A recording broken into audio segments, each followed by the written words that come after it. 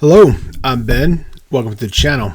So we've done some videos recently about Gen X and Gen Z with or Gen X through Gen Z with what each generation actually likes from the workforce. And today we're talking a little bit more about productivity tips that might help the new generations in the workforce, because there seems to be a lot of turnover in those two groups, which is normal. It's a normal trend. So don't get hung up on which generation it is, but it's a normal trend for younger folks to turn over more often. It's rare these days that people stay in a job for a career anymore anyway.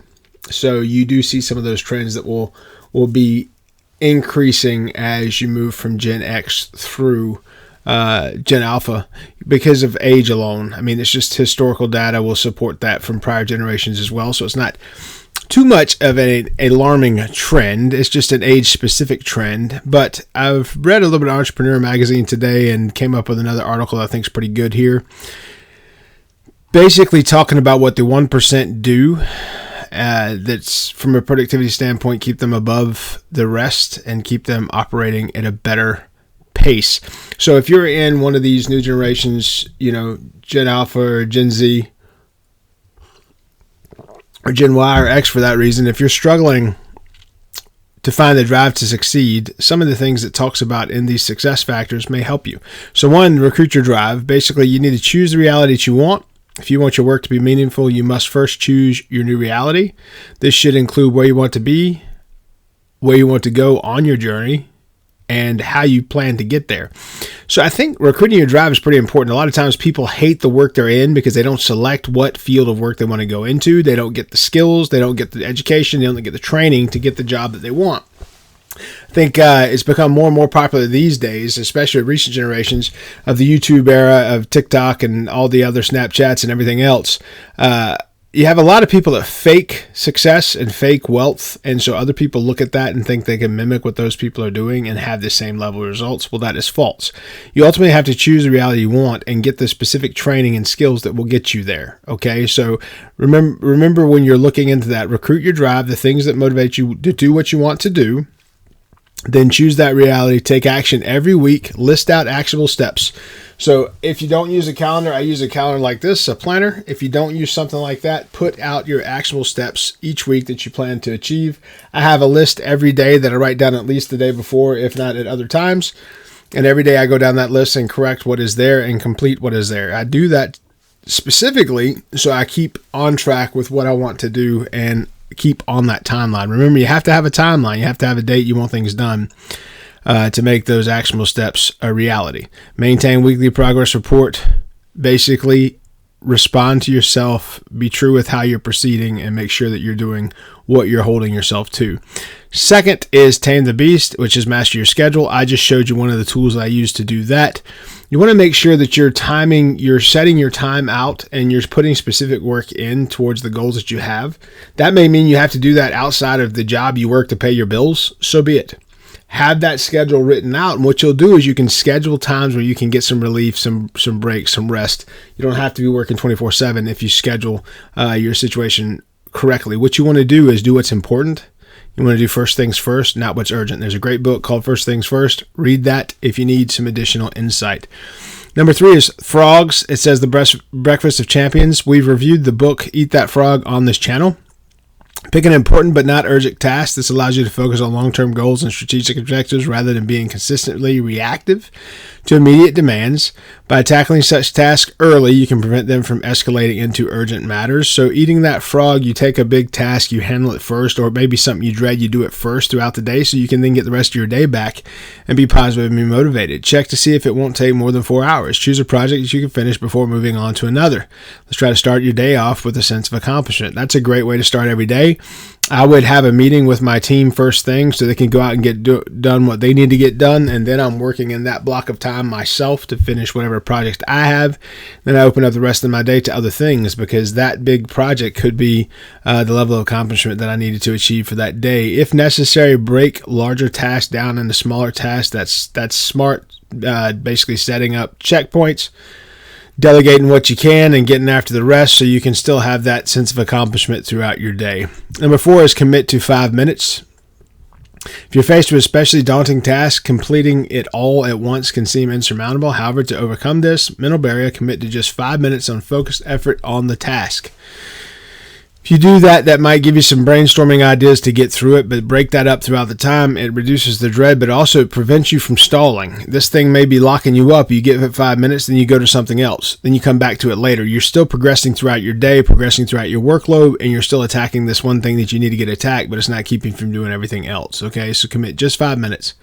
Number 5 is time block your calendar. I just mentioned that a little while ago. That's the most important thing I could tell anyone. If you want to be a master of your world, you need to time block your calendar. You need to stick to that. Don't let people disrupt it. If emergencies do arise, then so be it. But watch how you respond to urgency. Because if people see that you respond to urgent items, then everything will become urgent. Okay, so time block your calendar. Make sure people respect that. Begin by identifying your priorities and tasks for each day. I mentioned that the day before, the week before. Allocate specific blocks of time for each activity. Consider your energy levels and peak productivity times. There's a book called by Michael Pink. It's called Daniel Pink is his name. It's called Drive. It's called Drive by Daniel Pink. If you read that book, it talks a little bit about how your own rhythms determine where your energy is going to be high, where your energy is going to be low. So if you get your work done best at 3 a.m. in the morning, then know that about yourself and use specific block scheduling around that so you can use that peak energy to have the maximum results.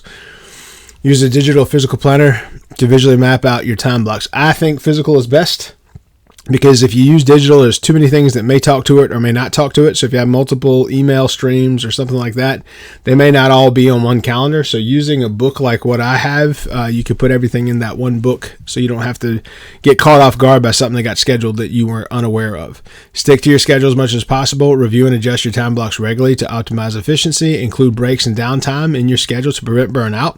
Experiment with different time block techniques to find out what works best for you and refine your approach over time. I think if you do those things, it will give you power over your schedule and give you power to do that. Declutter your digital den is number 6.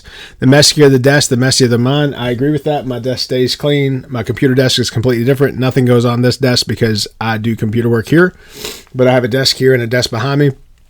And as it moves towards the computer, it typically means that's how it's going to be digested. So the more important, more urgent things that are specifically important for today's task will be right here to my right. And as I complete them, I'll move other things into that column. So declutter your digital den. Also, your digital workspace, don't have stuff all over your computer. If you have it in files and folders, emails are very simple. I look at an email, I address it, and I move it at that time. My inbox stays empty. When I take the time to look at that email, I address it in that moment and move it to where it needs to be, and I don't go back to it. By doing that, you minimize how much time you're wasting digging through items, and tons of people lose their entire day digging through stuff, okay?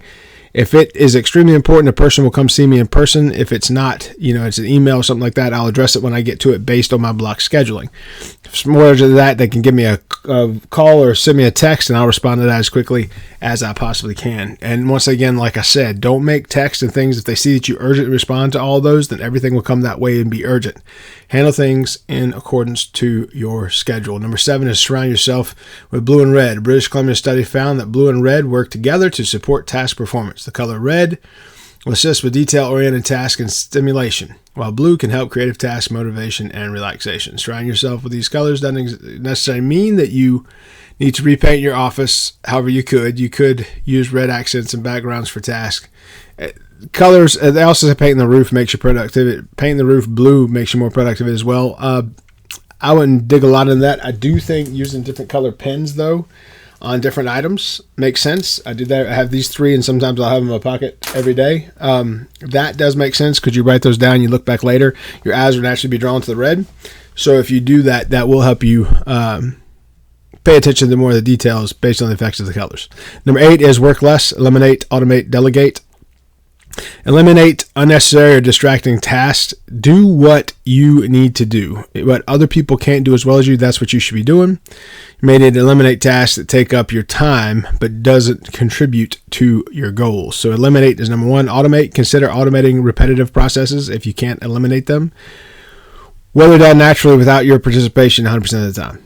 Okay, so that's automate, delegate whenever possible. Delegate tasks that cannot be automated but can be performed at an acceptable level by others. So delegate is a strong way to do a lot quickly. Don't waste time making unimportant decisions.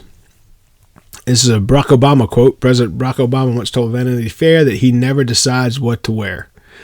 While president, he only wore gray or blue suits because he had too many other decisions to make. The majority of decisions a person makes in a day aren't that important. It doesn't really matter if you have pasta or chicken for lunch or wear a green or blue shirt. But making all those decisions a day can increase your exhaustion levels around the more important decisions. Simply getting rid of the need to make those choices can enhance your productivity. This is proven. If you think about Apple, Steve Jobs wore the same thing every day.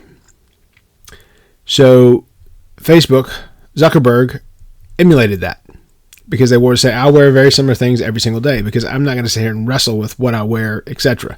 It's less important. In the end, nobody's going to remember what you were wearing. They're going to remember how you treated them and how you impacted their day. So I think these are all great suggestions for anyone to improve their day. But specifically right now, Gen Z and Gen Alpha are the ones that are being reviewed on all these business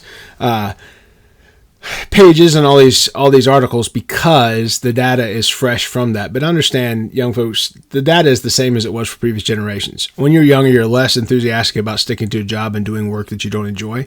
As time goes by, you focus less on the enjoyment of the work and more on the paycheck and the life that it would buy you. And then as you get later on in your career, at that point, you've learned how to measure out your day to the point that it's acceptable to you, and you spend a certain amount of time doing what it is you must do if you don't choose. So go back to that very first option, that very first thing on there, recruit your drive. You need to choose the reality you want. And this is what I want to say often. You're not going to just step into success. You're going to have to build that, whatever it looks like. So you're going to have to choose the reality you want, write down what it's going to take to get to that, and do those actions daily. Okay? If you like subject matter such as this and info such as these, please like, please subscribe, please share. I'm Ben. Be good.